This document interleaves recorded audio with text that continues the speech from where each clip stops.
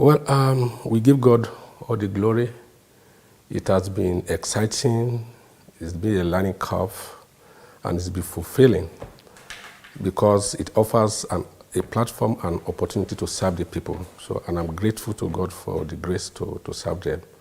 And I'm happy that the people, so far so good, are very happy with what we have been able to achieve within 2.5 years. Agric and rural development is one of the pillars upon which we campaign to Ekiti State. We run the government based on 6 pillars, of which Agric is one of them. Then Ekiti State is basically an agrarian state. Agric contributes more than 60% to our GDP as a state. So our objective in Agric is to provide, to feed our people, to create wealth, to generate employment, and also to secure our people. So we've been intentional, in fairness, in our implementation of all our Agric policies.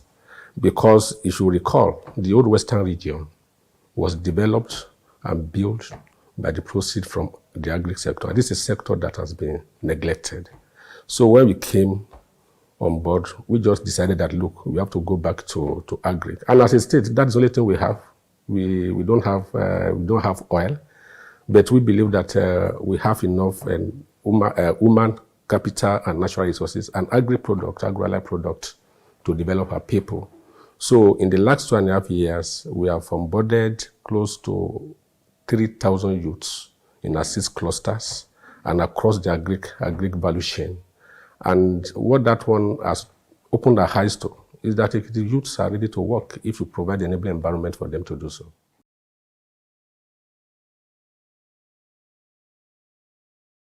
I think we need to interrogate why are they not interested. It's not fair to them to just write them off to say that they are not interested. We must see Agric as a business. We must see it as a venture that we must make it attractive to the youths. You know, a youth going to Agric must be able to tell himself that, look, I'm going to this business. From this business, I can build a house, I can buy a car, I can send my children to school. But if we still see Agric as a poster for poverty, they will not go there. So the experience we did in Ekiti State last year is we partner with private sector and we invited the youth to come out. They came out, we onboarded 1,000 of them. We developed 6 Agric clusters across the state and we cleared close to 1,500 hectares of land across the 6 clusters. We gave them improved seedlings, we gave them fertilizer, we plowed the land, we developed the land for them, and we followed with extension services. So all through the value chain, we handheld them, you know, and we also ensured that we provided security on the farms for the young farmers and for the farm product. And at the end of the day, we also set up an aggregation company that we call Ilueye Trading Company that bought back the proceeds from them. So we protected them from the manipulations of middlemen. So Ekiti youths have now realized that, look, you can make money in Agric. So last year we started with 1,000. This year alone, over 4,000 youths have signified. So we are expanding the clusters from 6 to 13. We have 16 local government, and we are doing this in partnership with local government. So I went around the 6 clusters myself to talk to them that, what do you want us to do? What do you want us to do that will make you comfortable here? And they told me that, look, we still walk from our houses to this place. We need vehicles. You need to open roads. And we want to stay on the farm.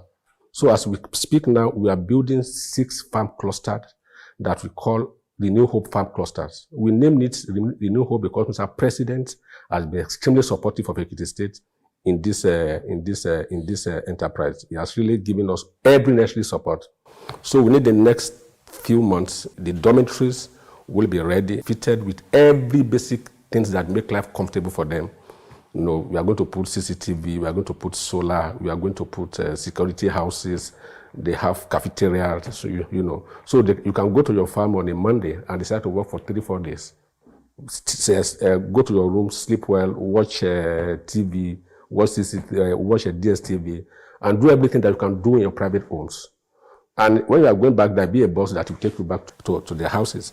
So far, so good. And that is attractive to them. And I also promise to kit them. Because last year when I went and I saw them, I saw a lot of them wearing slippers to the farm. And I told them, don't worry. So we are branding their shoes, raincoats, everything to give to them, just to encourage them. That is my way of just encouraging them. And what I've told the Minister of Investments also is to now start to organize lecture for them on financial literacy, so that the money they make, they don't waste it. So we are doing that with them. And last year I was glad that some of them have started putting the money back into their own farms. Because last time we gave them 1 hectare each. Now we've increased to 2 hectares.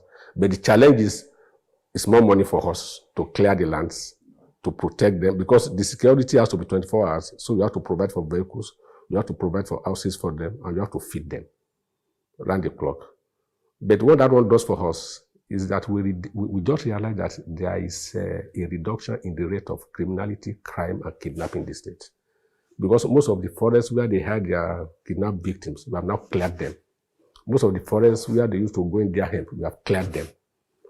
And the people are happy. So those guys that were involved in all this criminality, they are back to the farm and they're making decent living for themselves. So they've realized that, look, you don't have to be a criminal, and you can be in the agribusiness and make money. So I'm so excited, I'm so happy.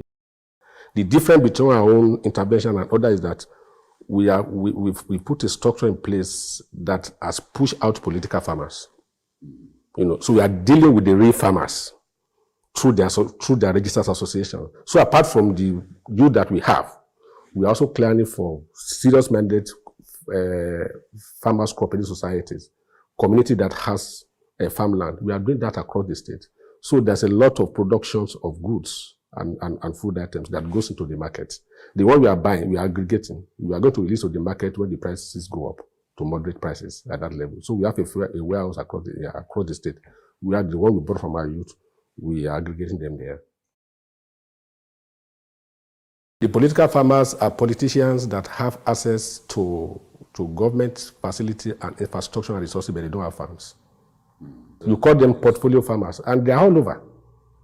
And they are the ones that have been hijacking most of government intervention, and that is why we've been jumping on the same spot.